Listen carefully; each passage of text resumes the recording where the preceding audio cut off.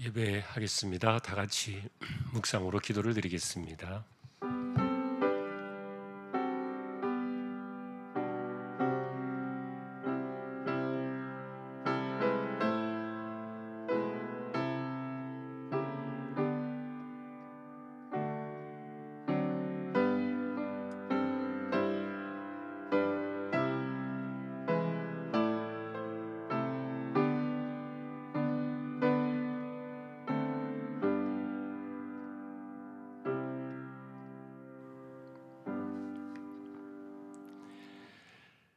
내가 은혜 베풀 때에 너에게 듣고 구원의 날에 너를 도왔다 하셨으니 보라 지금은 은혜 받을 만한 때요 보라 지금은 구원의 날이로다. 아멘. 하나님을 예배합니다. 부족한 종들을 오늘도 세워주셨습니다. 감사합니다. 하나님, 예배를 통하여 영광을 받으시옵소서. 예배 가운데 임재하시는 하나님을 찬양하오며 존귀하신 예수 그리스도의 이름으로 기도하옵나이다. 아멘. 찬송가 400장입니다.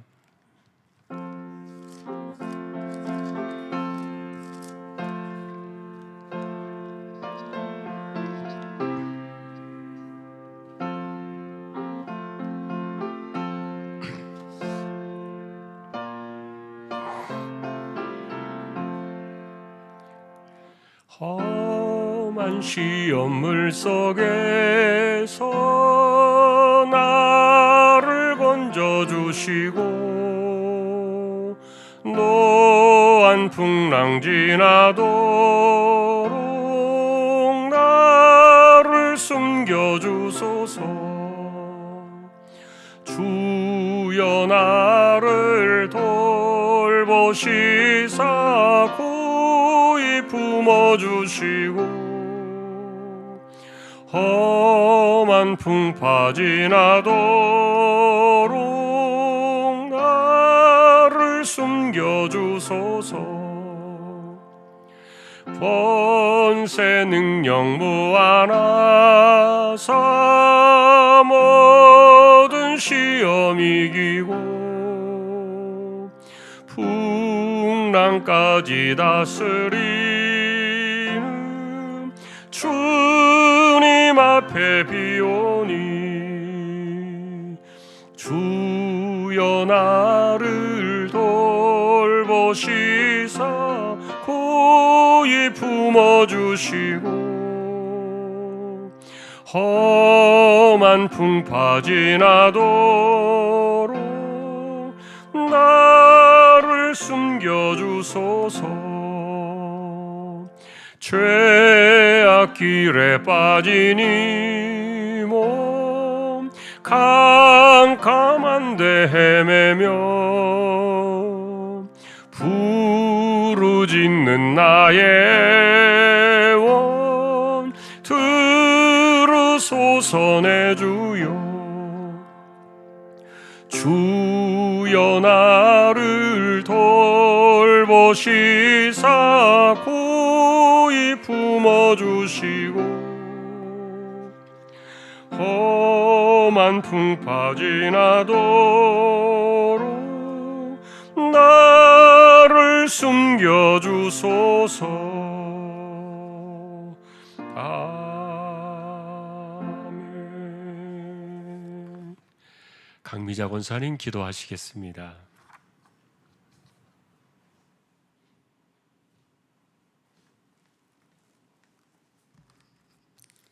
하나님 아버지 감사합니다. 우리의 삶을 주관하시는 하나님 아버지, 믿음으로 우리가 구원받고 이 시간 수요 예배로 기도하고 찬양할 수 있으니 감사합니다. 부족한 저희들 세상 가운데 살면서 생각과 마음이 흩어져 온전하지 못하고 주님 보시기에 부끄럽고 연약함을 고백하오니 이 시간 용서하여 이 시간 은혜 받는 시간 되게 하옵소서.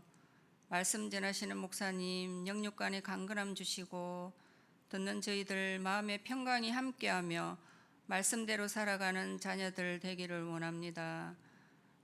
또한 부교육자분들도 사역에 어려움 없도록 주님 동행하시며 하나님께서 귀하게 쓰시는 주님의 목자들 되게 하옵소서.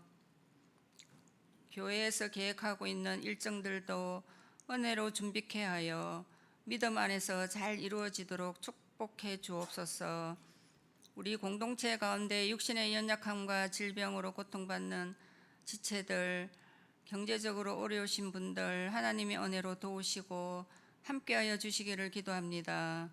또한 저희들 마음을 다하고 지혜를 다하고 힘을 다하여 우리의 삶을 성령으로 인도함 받고 하나님의 사랑을 깨닫지 못하는 많은 영혼들에게도 사랑이 흘러넘치게 도와주옵소서. 이렇게 귀한 사랑이 넘치는 하나님을 믿을 수 있는 믿음 주셔서 감사를 드리며 예수님의 이름으로 간절히 기도드리옵나이다.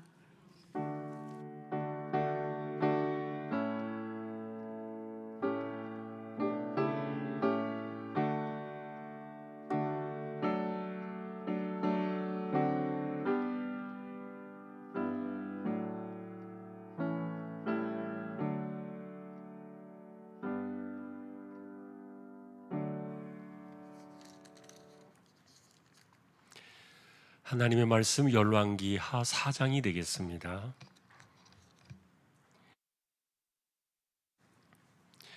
열왕기 하 4장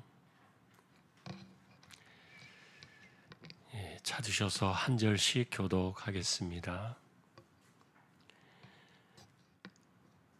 선지자의 제자들의 아내 중에 한 여인이 엘리사에게 부르짖어 이르되 당신의 종 나의 남편이 이미 죽었는데 당신의 종이 여호와를 경외한 줄은 당신이 아시는 바니이다. 이제 빚준 사람이 와서 나의 두 아이를 데려가 그의 종을 삼고자 하나이다 하니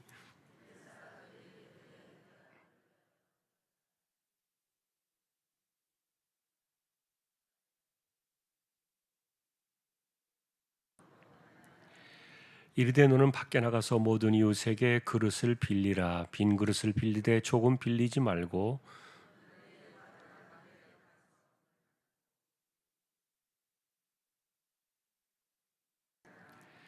여인이 물러가서 그의 두 아들과 함께 문을 닫은 후에 그들은 그릇을 그에게로 가져오고 그는 부었더니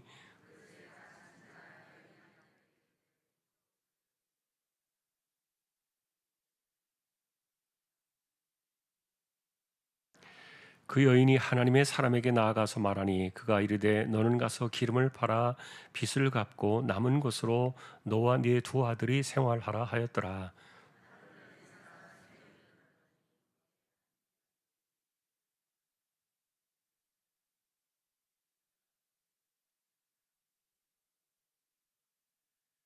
여인이 그의 남편에게 이르되 항상 우리를 지나가는 이 사람은 하나님의 거룩한 사람인 줄을 내가 아노니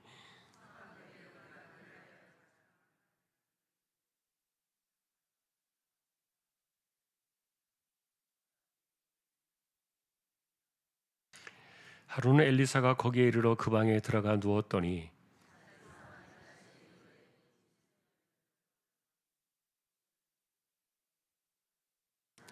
엘리사가 자기 사원에게 이르되 너는 그에게 이르라 네가 이같이 우리를 위하여 세심한 배려를 하는도다. 내가 너를 위하여 무엇을 하랴? 왕에게나 사령관에게 무슨 구할 것이 있느냐 하니 여인이 이르되 나는 내 백성 중에 거주하나이다 하니라.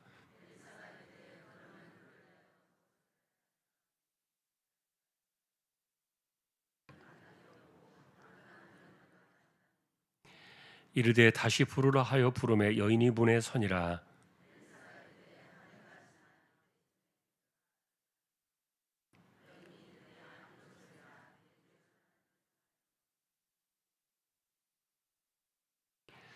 여인이 과연 잉태하여 한 해가 지나 이때쯤에 엘리사가 여인에게 말한 대로 아들을 낳았더라.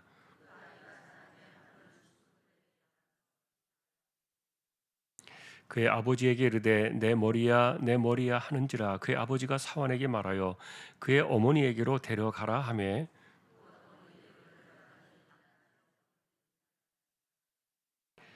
그의 어머니가 올라가서 아들을 하나님의 사람의 침상 위에 두고 문을 닫고 나와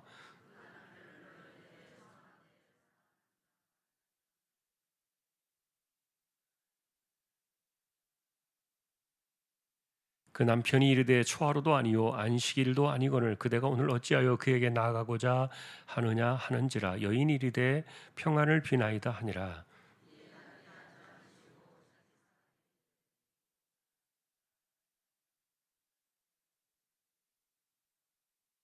드디어 갈멜산으로 가서 하나님의 사람에게로 나아가니라. 하나님의 사람이 멀리서 그를 보고 자기 사환 게하시게 이르되 저기 수냄 여인이 있도다.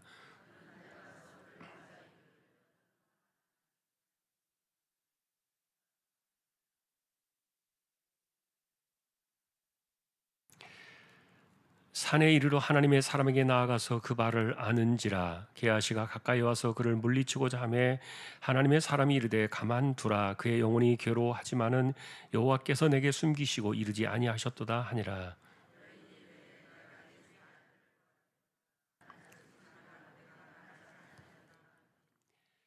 엘리사가 게하시에게 이르되 네 허리를 묶고 내 지팡이를 손에 들고 가라. 사람을 만나거든 인사하지 말며 사람이 내게 인사할지라도 대답하지 말고 내 지팡이를 그의 얼굴에 놓으라 하는지라.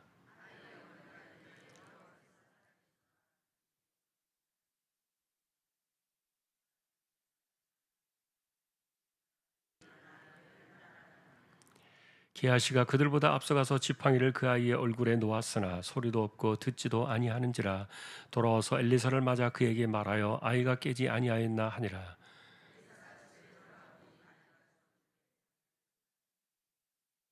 들어가서는 문을 닫으니 두 사람뿐이라. 엘리사가 여호와께 기도하고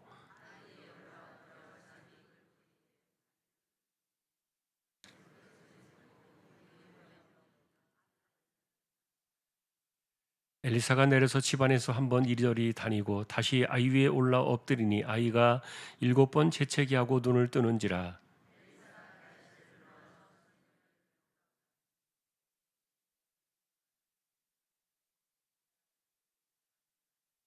여인이 들어가서 엘리사의 발 앞에서 땅에 엎드려 절하고 아들을 안고 나가니라.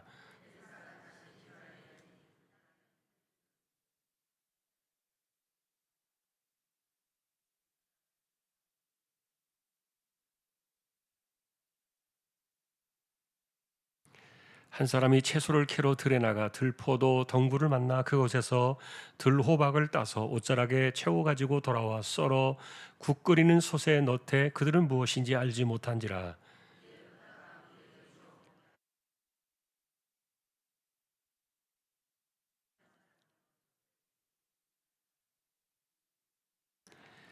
엘리사가 이르되 그러면 가루를 가져오라 하여 솥에 던지고 이르되 퍼다가 무리에게 주어 먹게 하라 하매 이에 솥 가운데 독이 없어지니라.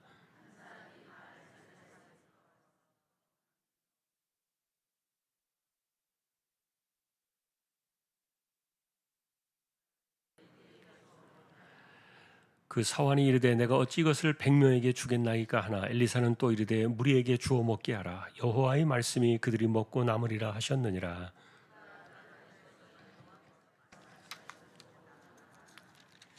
아멘.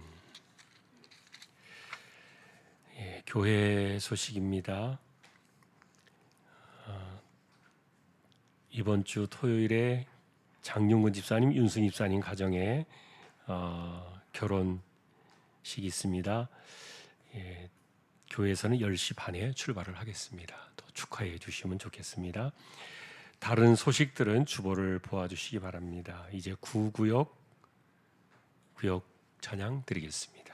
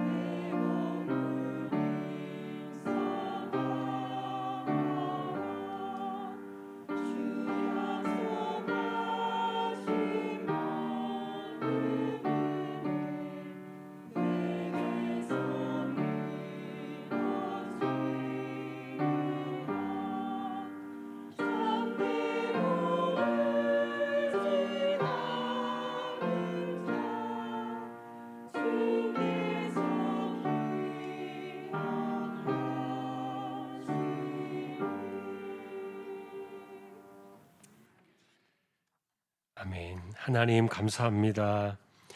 구구역을 세워주셨습니다. 구역의 가정들을 지켜주시고 또 섬기는 이들이나 함께하는 모든 이들에게 은혜를 주시고 또 믿음으로 이 세대를 잘 이겨나가는 구역의 모든 가족들 되게 하여 주십시오. 감사합니다. 하나님 말씀을 상고하려고 합니다. 부족한 종과 저희 모두에게 말씀으로 임재하여 주십시오. 존귀하신 예수님의 이름으로 기도하옵나이다. 아멘.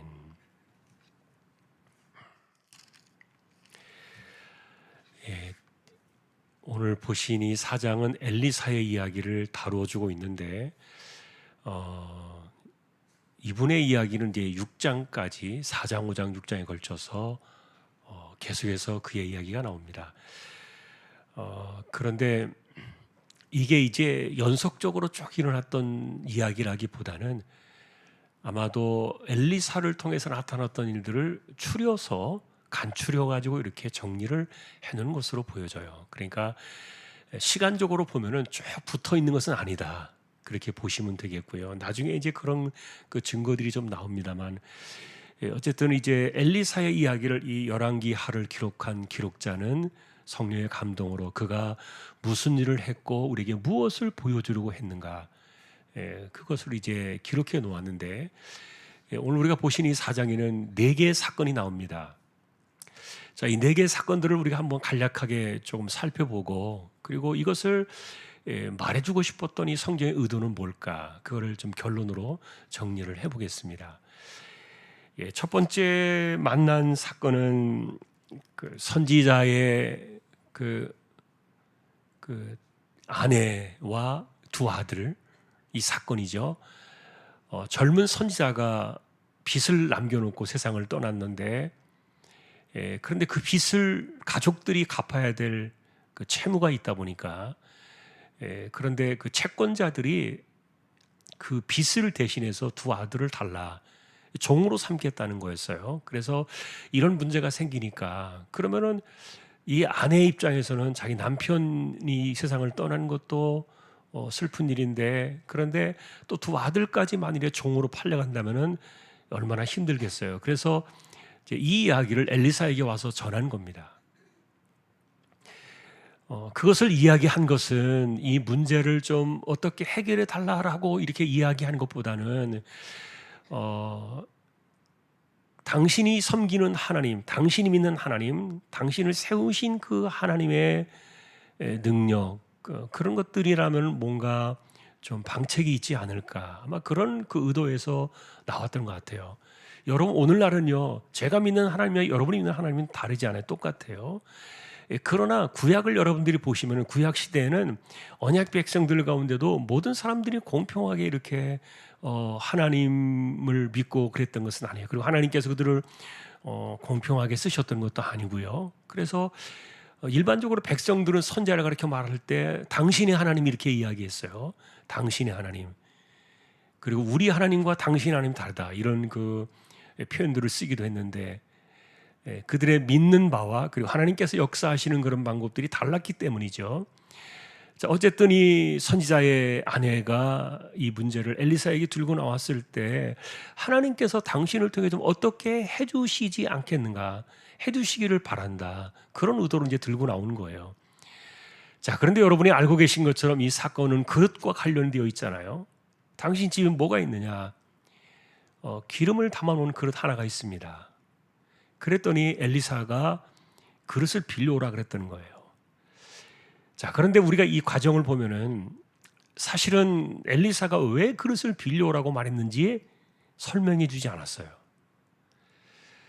그러니까 이 과부는 가서 그릇을 빌려오는데, 이게 왜 지금 이 중대한 시간에 이 아들들이 지금 종으로 팔려가느냐 마느냐, 이 빚을 어떻게 갚느냐, 이런 문제로 골머리가 아픈 이때 갑자기 쓸데없이 그릇을 빌려오라고 일을 시키니까 아마 이 과부의 입장에서는 그게 별로 탐탁지 않았을 수도 있을지 모르겠어요. 그래서 나중에야 이제 집안의 방 안에 들어가서 기름을 빈 그릇에 채우라 그랬더니 막 채우니까 남아있는 그릇에 기름이 떨어지지 않았던 거죠.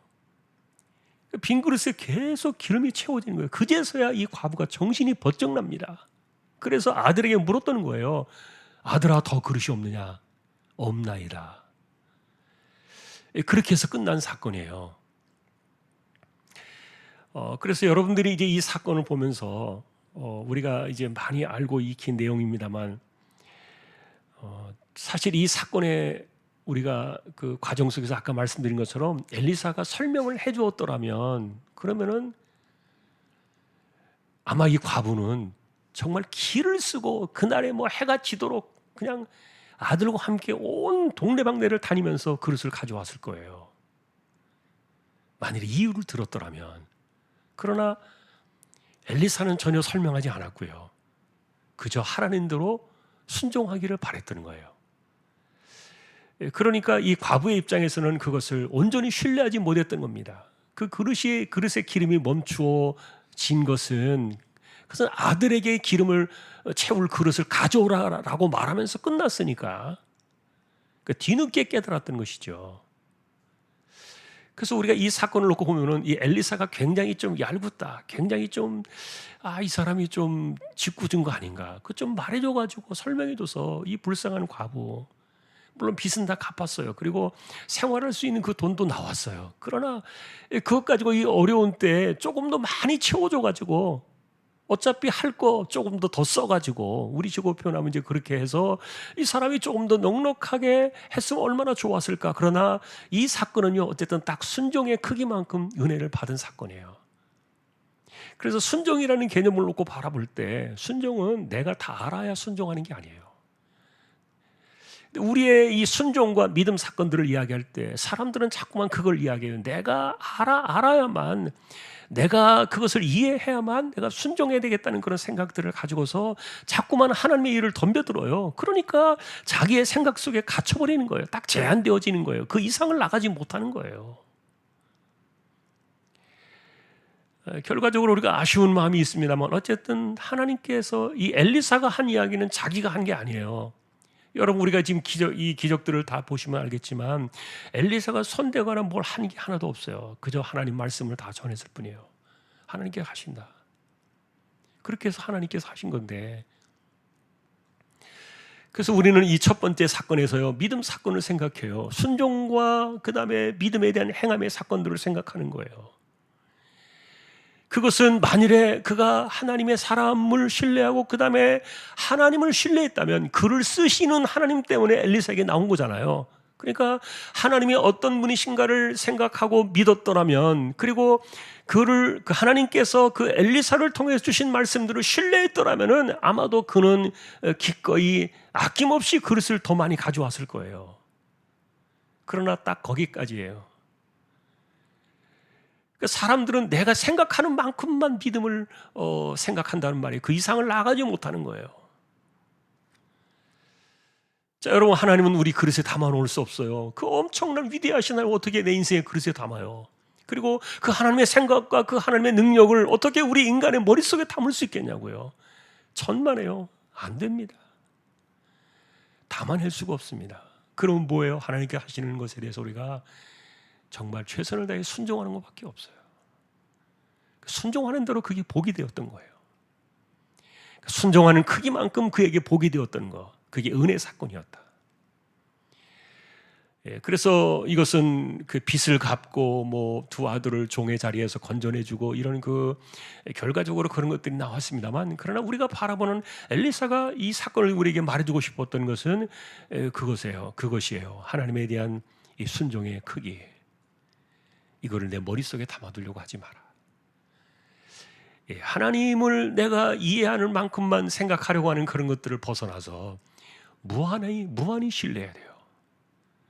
하나님에 대한 신뢰는요, 멈추는 순간 거기에서 은혜도 끝나요. 같이 멈추는 거예요.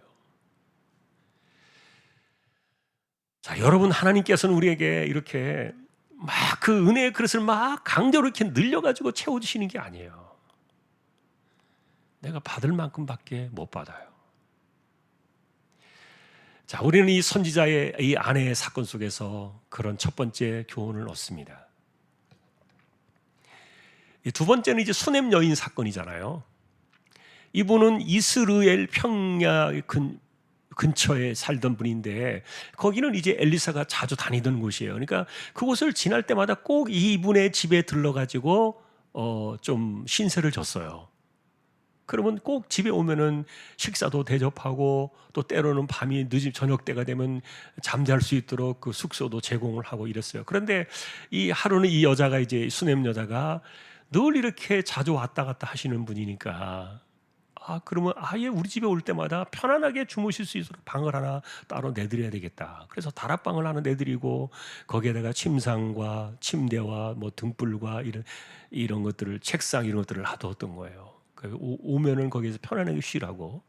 어쨌든 하루든 언제든 지나가면서 꼭 들을 때마다 편하게 쉬고 가시라 이렇게 해줬는데 그런데 이제 어쨌든 이 하루는 그날 이 엘리사가 이 수냄 여인의 집에 와서 다락방에 이렇게 편히 쉬고 있는데 마음속에 그 축복의 마음이 생겼던 거죠. 그러니까 참 하나님께서 이 사람에게 복을 주셨으면 좋겠다. 그런 마음이 들었던 거예요. 왜냐하면 어쨌든 그 수냄 여인이 뭘 바라고 한 거 아니잖아요. 그가 하나님의 사람이었기 때문에 그냥 최선을 다해서 섬기고 할 수 있는 것을 해주고 싶었던 그런 그 마음이었는데 근데 어쨌든 받는 사람의 입장에서 이 엘리사는 이제 가만히 생각해 보니까 자기가 뭐 줄 수 있는 것은 아니에요. 그런데 하나님께서 이 집에 뭔가를 좀 주셨으면 좋겠다. 그런 생각이 들어가지고 그 여인을 불렀던 거예요. 근데 이야기를 하는 거 보니까 엘리사가 좀 이렇게 이야기를 해요. 이분이 하여간 뜬금이 없는 이야기를 해요. 혹시 왕이나 고관들에게 부탁할 거 있느냐 이렇게 물었어요. 13절입니다. 혹시 왕이나 사령관에게 뭐 부탁할 거 뭐 있나요? 그러니까 이게 뭐예요? 혹시 이렇게 예를 들면은 뭐 좀 민원이라든지 아니면은 어떤 그 세력 있는 사람들을 통해서 뭔가 문제를 좀 해결한다든지 이런 것들을 도움받는 이런 이야기들을 한 것처럼 보여지는데 그런데 그러면 사실은 이 당시에 이 엘리사가 이스라엘 왕이었던 그 여호람하고 무슨 뭐 친분이 있나요? 얼굴도 안 들여다보는 사람인데 엘리사가 아주 싫어하는 사람인데 뭐 그 이야기를 하겠어요. 그러니까 지금 이 말을 한 것은 당신이 혹시 왕이나 이 최고의 권력가인 사령관에게 부탁할 것이 있다면 나는 그 위에 계신 하나님이 있다. 그러니까 혹시 당신 그런 사람들에게 부탁할 정도의 것이 있느냐? 아니면 나는 그 이상의 것도 해줄 수 있다. 이런 그 풍자적인 그 이야기로 했던 거예요. 그런데 이 수냄 여인은 그 말을 고지그대로 들었어요. 나 같은 평민이 왕에게 내가 뭐 청원을 하고 청탁을 하고 민원을 넣을 게 뭐가 있겠습니까? 말을 그렇게 들었던 거예요. 어쨌든 전달 사이에서 이렇게 두 사람 사이에 이렇게 오갔는데 그러고 이제 아무 일 없이 갔는데 이제 게하시를 불러서 물어봤어요. 혹시 이 집에 필요한 것이 뭐가 있을까? 그랬더니 우리가 지금 보신 대로 이분이 나이가 많은데 남편이 나이가 많은데 아들이 없는 거예요. 근데 여러분 이것은 사람이 할 수 있는 일은 아니에요. 누가 할 수 있습니까? 하나님이 하실 수 있는 일이에요. 그래서 그 여인을 다시 불러서 이야기합니다. 내년 이맘때 당신 아들을 안을 것이다. 네, 믿지는 못했어요. 어쨌든 남편도 그러하고 그러니까 지금 이 아들을 가질 상황이 왔는데 이것은 뭐 사라의 케이스와 비슷하지 않습니까? 아브라함의 아내 사라였던. 그런데 어쨌든 하나님께서 그 다음에 주셨어요. 이거는 이 여자가 믿었기 때문에 아들을 주신 게 아니에요. 이 사건은 엘리사에게 선을 베풀었기 때문에 하나님이 그 엘리사의 마음을 통해서 복을 내려주신 축복 사건이에요. 그래서 이 여자는 믿음이 없어요. 이 여자의 믿음과는 전혀 상관없이 그 집에 내려진 복이었어요. 자기가 하나님 앞에 행한 일들 때문에 하나님께 선한 일들을 한 것 때문에 이 여자가 받은 복이 바로 아들의 복이었던 거예요. 자, 그런데 이 이야기는 조금 더 이어져 가죠. 같은 사건이기 때문에 수년 후에 그러니까 아마도 한 4, 5년 정도 지났겠죠. 아니면 그보다 좀 더 어렸을까? 아니면 어쨌든 혼자 이렇게 뛰어다닐 정도의 그 정도의 나이에 어린 나이에 얘가 밭에서 일하는 아버지를 따라서 아침에 갔는데 근데 갑자기 머리를 쌓고 쓰러진 거예요. 그래서 이 어린아이를 데려다가 그 모친의 품에 안겼는데 애가 열이 나고 막 아파가지고 혼절해서 정신을 차리지 못하니까 요즘 같으면 병원 가서 응급실에 가서 치료하겠지만 그때는 뭐 그런 게 있겠습니까? 그러니까 그냥 그 어머니의 그 무릎에 그냥 누운 채로 죽어버린 거예요. 점심때쯤에. 자, 그런데 이제 이때 이제 이 사람이 행한 사건들이 나와요.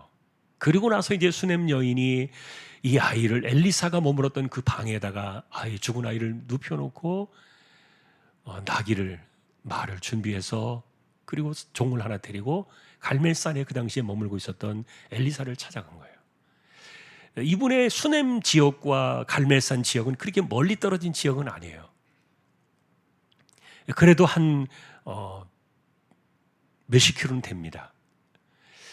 어쨌든 이렇게 갈멜산에 있던 엘리사를 찾아가서 이제 그 모습을 보여주는데, 그런데 지금 엘리사가 이때 27절에 보시면은 특별한 이야기 하나를 해요. 자, 이 수넴 여인이 와서 엘리사를 보자마자 발부터 덥석 잡았어요. 그랬더니 게하시가 못하게 막았던 겁니다. 하지 마라. 그랬더니 엘리사가 27절 중간에 이렇게 말합니다. 가만두라. 그의 영혼이 괴로워하지만은 여호와께서 내게 숨기시고 이르지 아니하셨도다. 이 말은 뭐냐면은 엘리사는요 하나님과 계속 24시간 소통하고 있었던 거예요. 이런 것들을 보여줘요. 굉장히 이 사람은 진짜 하나님의 사람이었다. 하나님과의 소통이 있었던 거예요. 그러니까 하나님께서 하나님과 소통하고 계셨기 때문에 엘리사를 통해서 이렇게 이루시고 말씀하시게 하시고, 그러니까 엘리사가 지금 툭툭 던진 말들이 그냥 자기가 던진 말들이 아니에요. 하나님께서 다 소통 가운데서 그에게 감동을 주시고 말씀하게 하셨다는 거예요. 그 입을 열어 주셨다는 거예요. 마음에 감동을 주셨다는 거예요. 그런데 어쨌든 이 수넴 여인의 아들이 죽었다는 것은 엘리사가 까맣게 모르고 있었어요. 그러니까 깜짝 놀랐던 거예요. 하나님께서 내게 숨기셨다.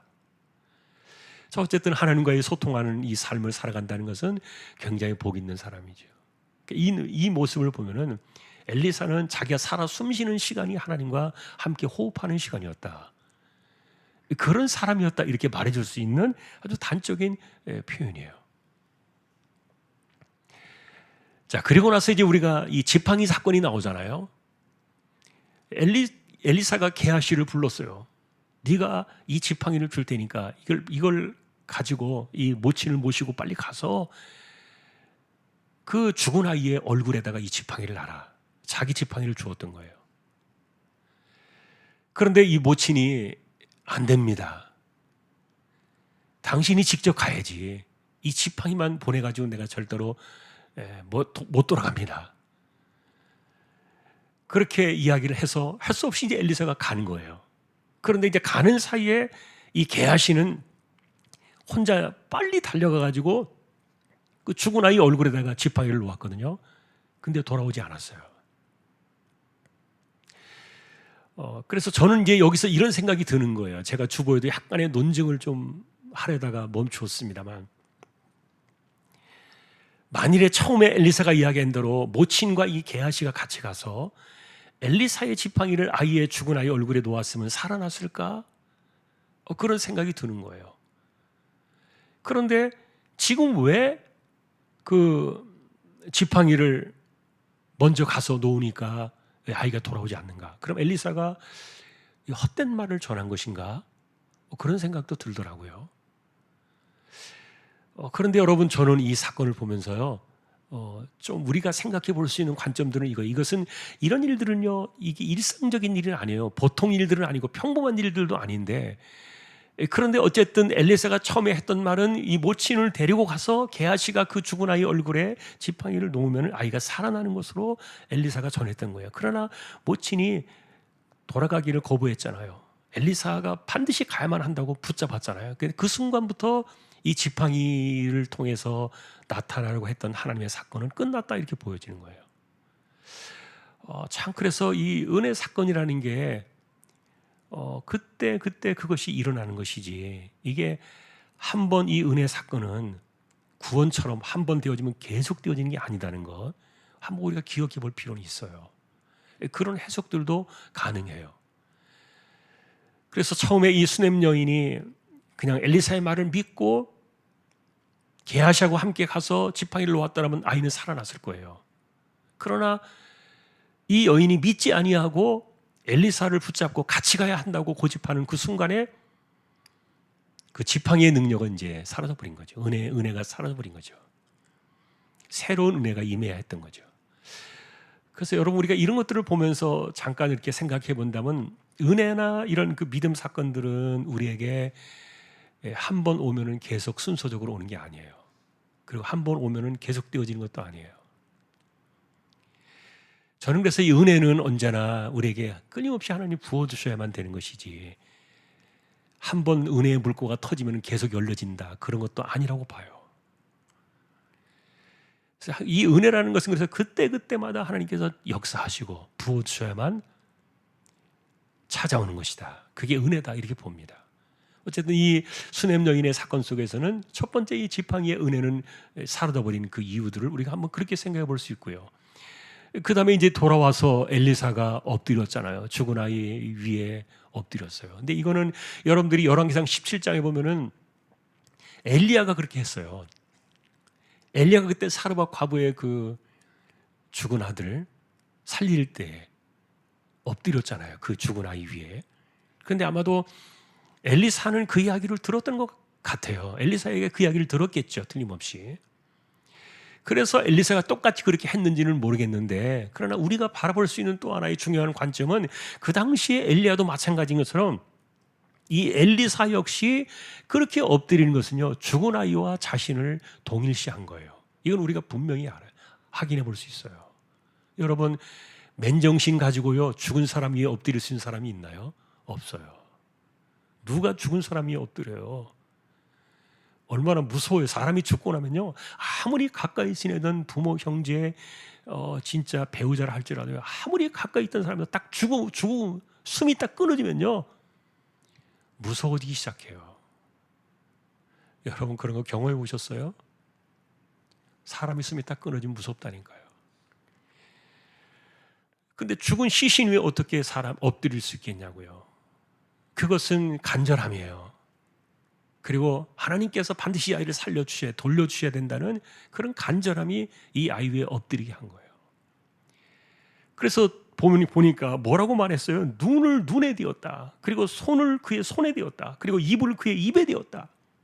죽은 아이의 눈과 입을 맞추고 그 다음에 손을 같이 맞춘 채 그 위에 엎드린 거예요.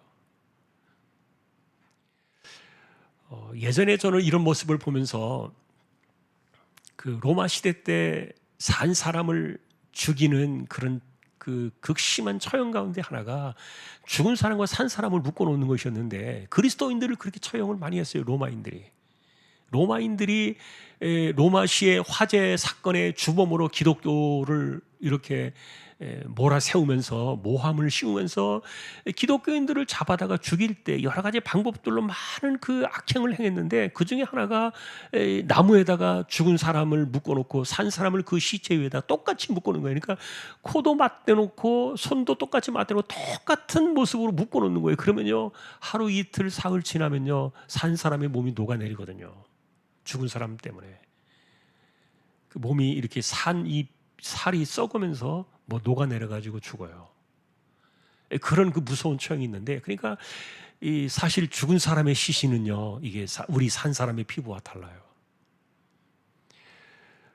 그래서 이제 어쨌든 그런 모습들도 생각이 나고 그럽니다만, 엘리사가 그렇게 했던 것은 하나님에 대한 간절함이에요. 이 아이를 돌려주셔야 됩니다.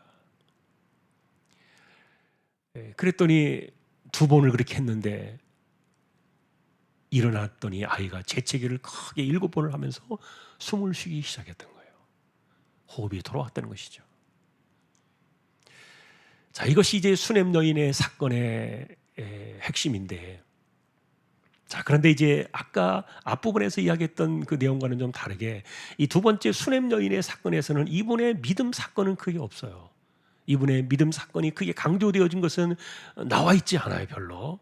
그런데 어쨌든 이 일들이 발단되어진 그 사건 속에서 엘리사가 하나님 앞에서 고마운 마음을 가지고 이 사람을 축복해야 되겠다 해서 생겨난 일이 아들 사건이었고요.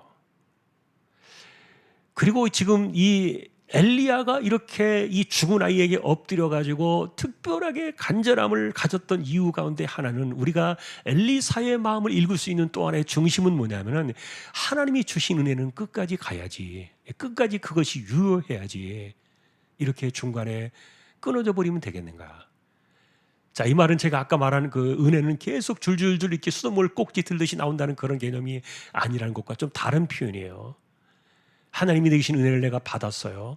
지금 아들을 얻었단 말이에요. 그런데 이 아들이 중간에 이 몇 살 안 돼가지고 죽어버리면은 그 은혜가 뭐가 되겠냐고요. 그것에 대한 간절함이 엘리사의 마음에 있었던 거예요. 하나님이 아들을 주셨는데, 은혜를 주셨는데, 이렇게 이 몇 살 안 돼가지고 가져가 버리시면 이게 줬다 뺏는 거, 이게 더 나쁘잖아요. 지금 그 이야기를 엄마가 했거든요.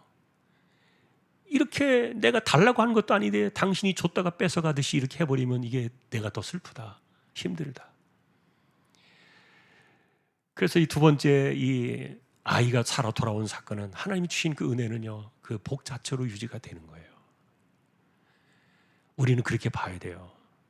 하나님이 주신 그 복은 중간에 적당하게 폐기체분되어지고 그런 것이 아니에요.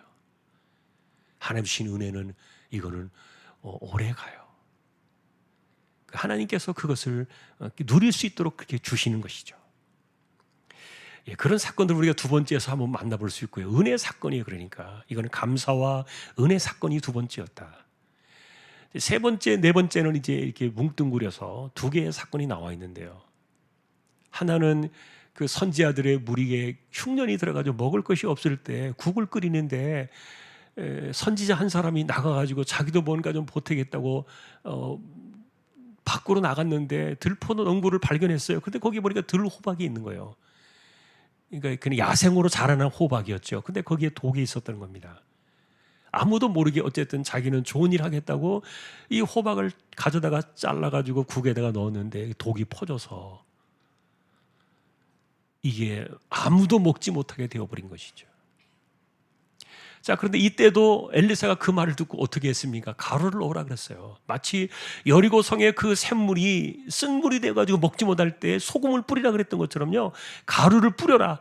여러분, 이 가루가 무슨 뭐 특효약입니까? 독이 있을 때 가루 집어넣으면 아무 소용없어요.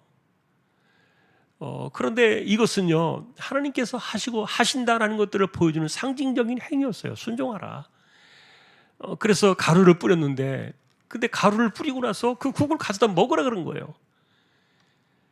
자, 여러분, 이것도 굉장히 순종 사건이 필요하지 않겠어요? 이게 지금 가루 뿌려가지고 이 독이 풀어졌는지 안 풀어졌는지 어떻게 알아요?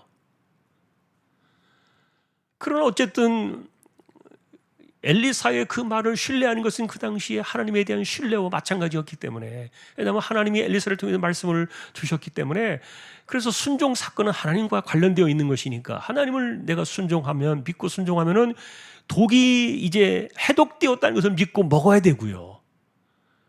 그렇지 못한 사람은 못 먹겠죠. 어쨌든 그것을 믿은 사람들은 국을 먹었어요. 자, 그 사건이에요.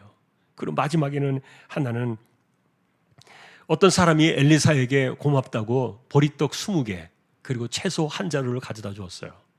근데 그 당시에 거기에 있던 그 선지자들이 100명이나 되는데 그 사람들이 이걸 다 나눠주라는 거예요, 엘리사가. 근데 여러분, 이 보리떡 20개 그래봐야 보리떡 하나 이렇게 해봐야 한 덩이, 그거 사람들 한 끼 식사도 잘 하기 어려운 건데, 그런데 20개 가지고서 100명을 먹이라. 이게 우리 100명이 숫자가 안 돼요라고 말하니까 엘리사가 그냥 줘라 그랬어요. 근데 실제로 주기 시작하니까 다 먹고도 남은 거예요. 마치 오병이어의 사건처럼. 자, 이런 것들이 이제 엘리사를 통해서 우리에게 일어났던 그 큰 내용들인데, 자, 결과적으로 이제 우리가 이 내용을 정리해 보면은 엘리사가 지금 보여주고 싶었던 것 가운데 하나는 뭐냐면은 하나님의 나라예요. 우리는 하나님의 종들을 통해서 하나님의 나라가 이 땅 속으로 들어오는 사건들을 보는 거예요. 그러니까 지금 여기 보여준 사건들은요, 하나님의 나라에서 이제 아무 일도 되지 않는 거예요.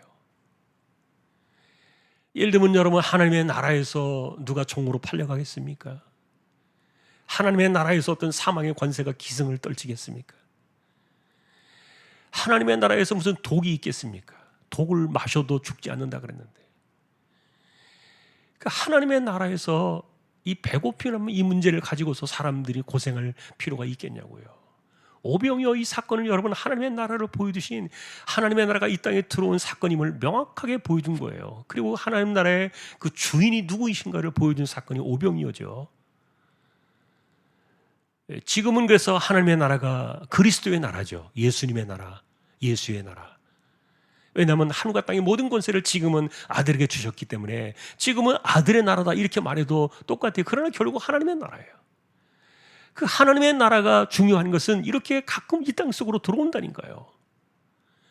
그래서 우리는 이런 것들을 가리켜서 제가 가끔 표현하는 것을 특별 은혜다 이렇게 말하는 거예요. 이건 특별 은혜예요. 사실 성경에서 특별한 은혜라고 말하는 것은요, 구원밖에 없어요. 성경의 계시와 성경과 구원 사건만이 특별 계시예요. 특별 은혜예요. 그렇게 이야기해요. 그러나 실제로 구원받은 백성들의 삶 속으로 하나님의 나라가 들어오는 사건들이 있어요. 이게 특별 은혜예요. 이게 있다니까요. 자, 여러분, 죽은 사람들을 살려내는 것을 어떻게 해요? 그들의 영혼이 어디가 있었는데 숨이 끊어진 사람들을 어떻게 그들을 다시 돌아오게 하냐고요. 죽은 나사로가 어떻게 들을 수 있냐고요. 그런데 나사로야 나오라 어떻게 외칠 수가 있고, 죽은 소녀를 향해서 달리다굼 소녀야 너 일어나라 이렇게 말할 수 있고요. 그리고 또 예를 들어서 바람과 바다를 잔잔하게 했던 그 주님의 명령 앞에 어떻게 그 피조물들이 소리를 듣냐고요. 하나님의 나라에서의 그 주인과 주권이 누구냐를 명확하게 보여주시는 사건들, 그게 그리스도를 통해서 우리에게 나타났습니다만, 어쨌든 변화산에서도 죽은 줄로 알았던 모세나 엘리야가 그 딱 예수님과 함께 변화된 모습으로 서 있는 것을 보게 되었잖아요. 그래서 제가 예전에도 그랬어요. 변화산은 하나님의 나라가 이 땅 속으로 들어오는 것을 제자들에게 보여준 사건이었다. 그게 있어요. 하나님의 나라가 이 땅에 임하는 사건들을 그래서 시각적으로 이렇게 보여주기도 하고 우리의 삶에서 나타나도록 한 건데, 그러니까 실제로 이 땅의 역사와 하나님의 나라가 단절되어진 것이 아니에요. 딱 죽어서 숨이 끝나야 그 다음에 어떻게 만들어지는 그런 것이 아니라 실제로 이 땅의 역사와 하나님의 나라는 이어져 있어요. 그러니까 이 땅에서의 삶이 하나님의 나라를 결정하잖아요. 지금 우리가 이 세상에서 내가 예수 믿지 않으면요, 천국 가서 나중에 지옥 가지 않도록 어떻게 뭔가 하겠다, 이 천주가 틀린 거예요. 그러니까 가톨릭이 틀렸어요. 그렇게 엉터리 살다가 죽어도 남은 사람들이 뭐 그 사람들을 위해서 선한 일을 하고 헌금 많이 하면은 그 사람들이 단계가 조금씩 올라가 천국 간다. 이거 다 돈 뜯어내려는 아주 작당들이죠. 잘못된 거죠. 있을 수 없는 거예요. 그러니까 이 땅에서의 삶이 영원한 것을 결정해 버리잖아요. 나중에 결정할 수 없어요. 그러니까 끊어진 게 아니라니까요. 연결돼 있어요. 이 세상과 하나님의 나라는 연결돼 있어요. 그 하나님의 나라와 하나님의 나라의 주인도 그분이시고 하나님이시고 이 땅의 주인도 하나님이시잖아요. 이 땅의 역사 속에서 우리는 할 수 없지만 하나님은 가지고 오세요. 우리는 하나님의 나라를 가지고 올 수 없지만 그러나 하나님은 이 땅에 하나님의 나라를 가지고 오셔서 그 모든 것들을 보여주시는 거예요. 이것은 엘리사라는 하나님의 사람을 통해서 보여준 사건이지만 결과적으로 여러분 그래서 이 성경을 볼 때 지금도 엘리사를 찾겠습니까? 아니에요. 우리가 주목할 분은 누구예요? 엘리사를 쓰신 하나님 그분이세요. 우리는 하나님을 주목하는 거지 엘리사가 우리에게 무슨 소용이 있냐고요 지금. 그러니 그 하나님은 영원하십니다. 지금도 이 땅에 하나님의 나라를 가져오시는 그분을 우리가 믿는 거예요. 하나님의 나라가 우리 속에 있습니다. 한 번 더 우리는 이런 그 은혜를 경험하면서 살아갈 수 있기를 소망하고요. 처음에 이 선지자의 아내가 그랬던 것처럼 인간의 생각 속에 하나님의 그 말씀을 가두어두려고 하지 마라. 일단 내가 믿고 순종하는 것은 무한한 신뢰를 드려야 돼요. 내가 먼저 알려고 하지 말고 일단은 하나님께 말씀하셨을 때는 그 말씀이 분명할 때는요 무조건 순종하면 그만큼 복 받아요. 그리고 하나님 앞에서 선한 일을 하니까 이렇게 아들을 주시고 또 죽었지만 그러나 다시 돌려주시고 내가 하나님 앞에서 했던 일들에 대한 그 보답에 하나님의 은혜의 축복들을 보게 되었어요. 하나님의 이 나라의 이 사건들은 지금도 우리에게 이 땅의 독을 해독시키시고요, 가난한 사람들에게 먹이는 그것이 이렇게 끊어지지 않고 확장되어지는, 지금도 이 오병이어의 사건은 너희는 먼저 그의 나라와 그의 의를 구하라, 그리하면 이 모든 것을 너희에게 더하시리라. 이 약속의 말씀을 통해서 지금도 계속 쏟아지고 있는 거예요. 여러분 믿으시기 바랍니다. 믿음이 우리로 하여금 더욱더 풍성하게 우리의 삶을 만들어 주실 겁니다. 주님의 이름으로 여러분들을 축복합니다. 405장입니다.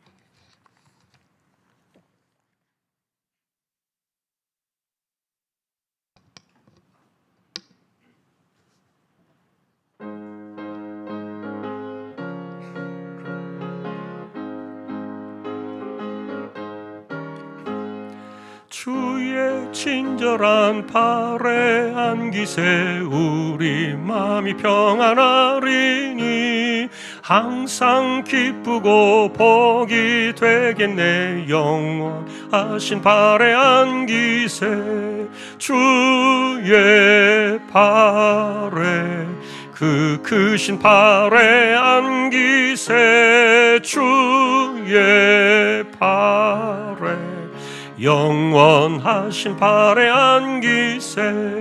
날이 갈수록 주의 사랑이 두루 광명하게 비치고 천성 가는 길 편히 가리니 영원하신 팔에 안기세 주의 팔에 크신 팔에 안기세 주의 팔에 영원하신 팔에 안기세. 주의 보좌로 나아갈 때에 기뻐 찬미 소리 외치고 겁과 두려움 없어지리니 영원하신 팔에 안기세 주의 팔에 그 크신 팔에 안기세 주의 팔에 영원하신 팔에 안기세. 아멘. 믿음으로 이 세상을 살게 하여 주십시오. 하나님의 나라와 하나님의 임재하심은 이 땅과 끊어져 있는 것이 아니라 늘 이곳에도 계시고 어디에나 계시고, 또한 하나님이 계시는 그곳이 하나님의 나라요, 하나님의 통치가 이루어지는 것이 하나님의 나라요, 하나님의 주권이 드러나는 것이 하나님의 나라임을 우리가 오늘도 기억하며, 영원한 하나님의 나라와 이 땅이 끊어져 있는 것이 아님을 우리가 기억하고, 이 땅 속에서 역사하시며 지금도 하나님의 나라를 가져오신 이 특별한 은혜를 구하면서 우리가 하나님을 신뢰하며 무한히 순종하며 우리의 믿음을 드려 하나님이 기뻐하실 만한 일들을 이루어 갈 수 있는 우리 모든 믿음의 식구들이 다 되게 하여 주십시오. 이재용 집사님, 최대경 청년, 신배한 집사님, 조인성 청년, 김한솔 청년, 백형래 집사님, 조말순 집사님, 연약한 이들을 의탁합니다. 병원 치료받는 이들, 암 치료하시는 이들, 치료받고 수술받고 회복을 기다리는 분들, 하나님께서 긍휼히 여겨주시고 은혜를 내려주시며, 또한 연세 많으신 분들 기력을 더해주시고 맑은 정신 총기가 흐려지지 않게 하여 주옵소서. 오늘도 우리의 삶을 의탁합니다. 교회를 지켜주시고 주일학교를 붙들어 두시고 특별히 입시를 준비한 우리 자녀들에게 지혜와 건강과 체력의 은혜를 더하여 주옵소서. 선교지와 개척된 교회와 세우신 주님의 종을 붙드시고 오늘도 흩어져 살아가는 주왕의 모든 가족들의 삶 속에 하나님의 나라를 경험하는 복된 인생들 모두 되기를 다시 한번 존귀하신 우리 주님의 이름으로 간절히 기도하오며, 우리에게 영원한 생명을 주시고 하나님의 나라의 백성으로 삼아두신 우리 주님 예수 그리스도의 은혜와 하나님 아버지의 사랑과 성령님의 감화, 감동, 위로, 인도, 교통 충만하심이 온전한 믿음과 무한한 신뢰로 순종의 신앙으로 하나님의 나라를 경험하며 승리하기를 원하는 우리 모든 심령들 주왕의 가족들 위해 이제로부터 영원까지 함께 있을지어다. 아멘.